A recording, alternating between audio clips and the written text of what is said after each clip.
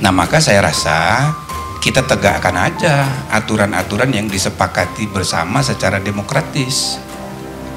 Jadi kuncinya ya tegakkan hukum. Jika ini dikaitkan dengan politik, udah susah. Politik itu hitam putih. Kepada pemerintah, khususnya kepolisian, kita kasih tahu, kalau nggak mau terjadi peristiwa seperti di Perancis, penghinaan Nabi, saudara, nah tolong, kalau ada laporan penista agama, proses dong. Ahli sunnah bukan tukang ngatain orang, bukan tukang mencaci maki orang. Kalau mencaci maki itu sunnahnya iblis. Ya, sudah menjadi bagian dari kehidupan nyata. Kita masih belum. Betul.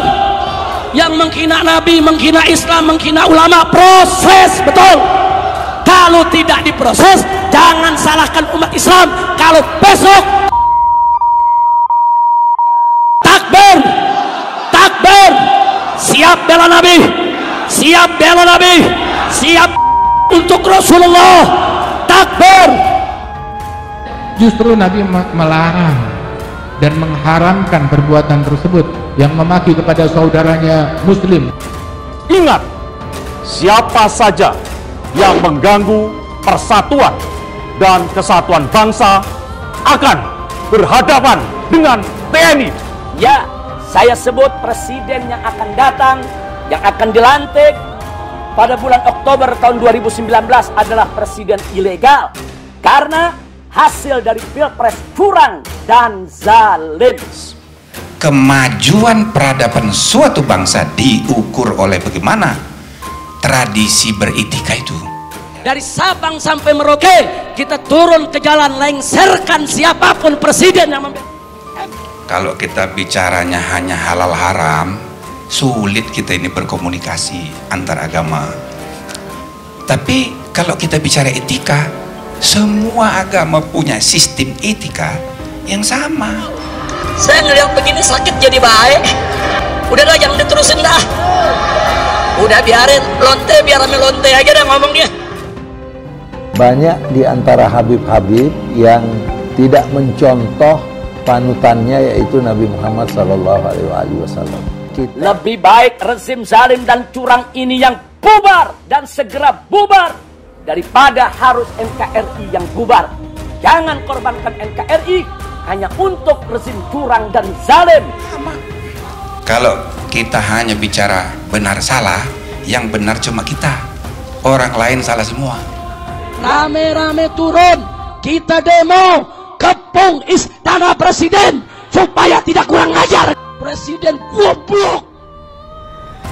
Dan banyak di antara mereka yang menggunakan kata-kata mencaci. Musinya lonte yang hina Habib, hina ulama, tangkap, bukan dijagain. Kalau kita beragama itu hanya halal haram, yang halal cuma kita, yang lain itu haram semua. Rame-rame turun, kita demo, kepung istana presiden supaya tidak kurang ajar kepada presiden goblok. Kurang ajar, presiden goblok.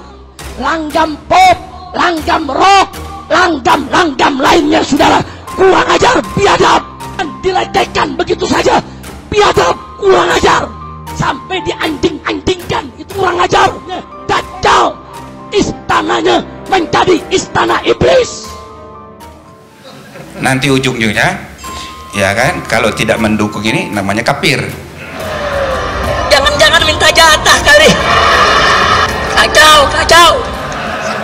Kalaupun misalnya diam saja, seperti saya kan harus diam, tidak boleh banyak bicara. Ini munafik.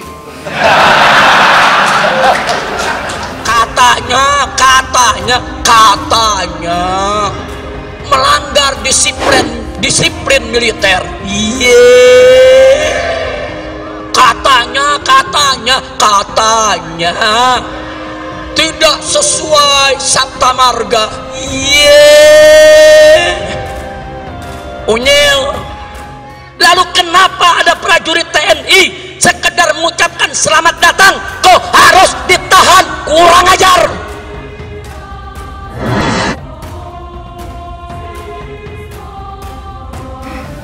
Ya, sepanjang menyangkut kehidupan bersama kita sebagai bangsa, ya kesepakatannya ini negara Pancasila, Tuhan kita itu Tuhan yang kita bagi kita semua, universal God, yang kita sebut sendiri masing-masing agama beda-beda istilahnya, tapi itu adalah zat yang sama.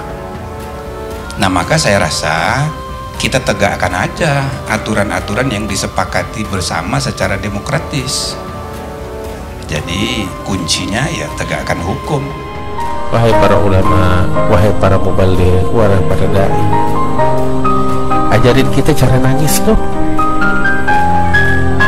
Nangisin dosa-dosanya kita, nangisin kesalahan kita, ajarin kita. Jangan ajarin kita nyaci maki orang. Jangan ajarin kita ghibain orang.